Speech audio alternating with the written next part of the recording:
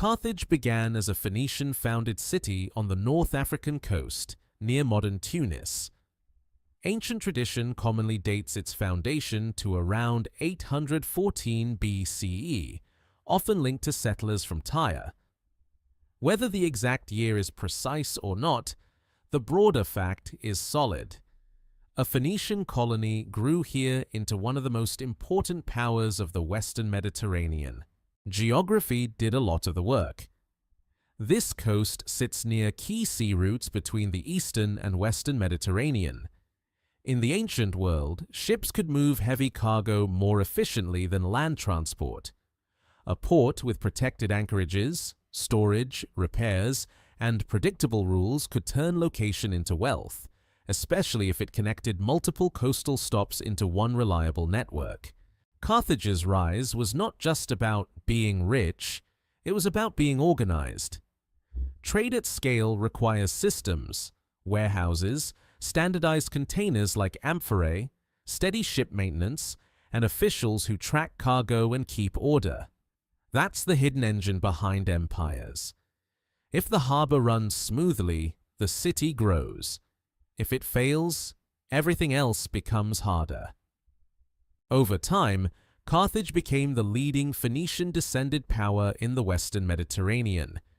It built influence through commerce, alliances, and strategic footholds along coastlines and islands.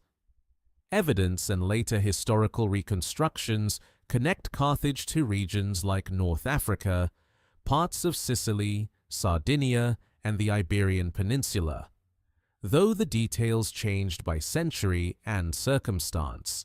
In the Mediterranean, islands are logistics.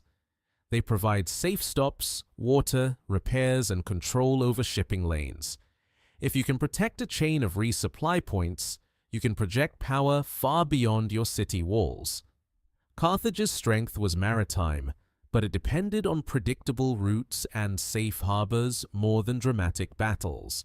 One feature strongly associated with Carthage is its harbor complex, often described by ancient and later writers as a kothon. Modern reconstructions commonly interpret this as an outer commercial harbor connected to a more protected inner basin tied to naval operations. The exact layout is debated in details, but the principle is clear. Carthage invested in infrastructure serving both trade and defense. As Carthage consolidated influence in the West, another power was rising: Rome. Rome began as a land power centered in Italy.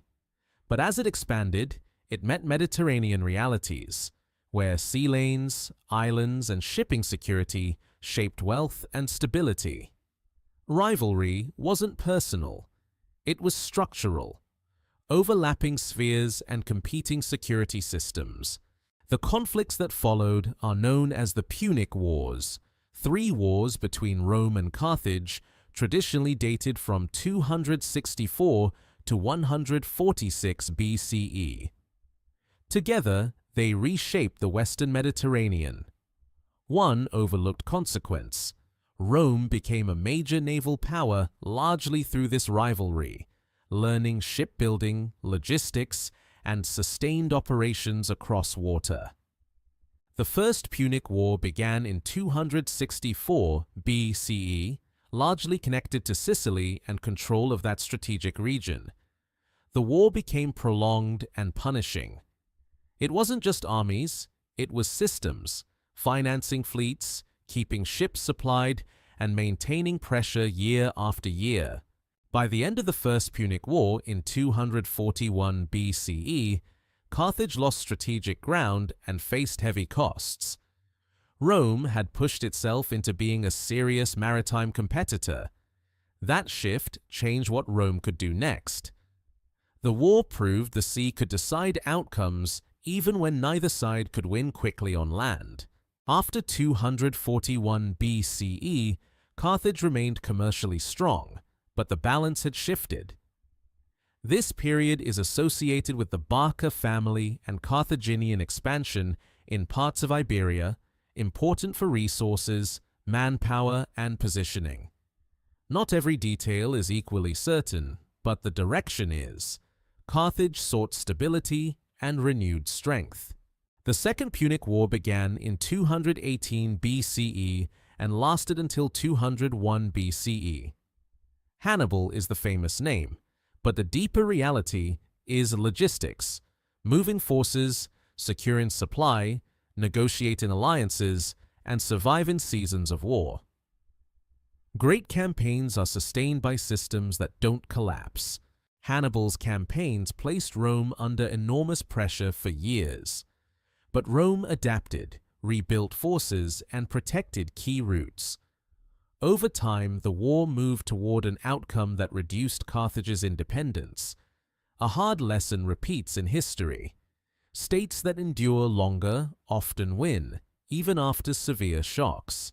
A major turning point is commonly associated with the Battle of Zama in 202 BCE, where Roman forces under Scipio Africanus defeated Carthaginian forces commanded by Hannibal. After this, Carthage remained a functioning city, but under heavy constraints. It continued to produce and trade, but its freedom of strategic action was sharply limited. Carthage, after the Second Punic War, wasn't simply a ruin, it remained economically active. But constrained sovereignty is fragile. A wealthy city that cannot freely defend itself or shape policy lives under suspicion. Even routine measures, fortifying, organizing, protecting borders, can be read by a dominant rival as dangerous. By the mid-2nd century BCE, Rome's dominance was clear. The Third Punic War began in 149 BCE. The immediate triggers and politics are complex, and ancient accounts reflect Roman perspectives and agendas, but the outline is certain. Tensions escalated into war and a siege that would end the Carthaginian state. A siege is a slow collapse of systems.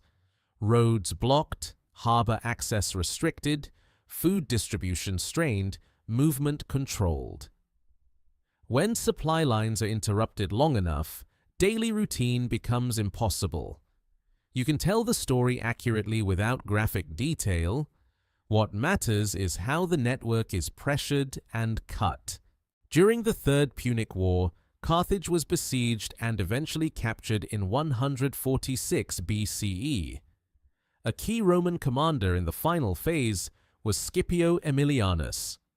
Accounts describe destruction and dismantling, but we don't need sensationalism. The essential truth is that Carthage lost sovereignty and its rival state structure was ended. When people say Carthage was destroyed, it can sound like the place vanished overnight. Historically, it means the Carthaginian state ended, autonomy removed, and defenses eliminated.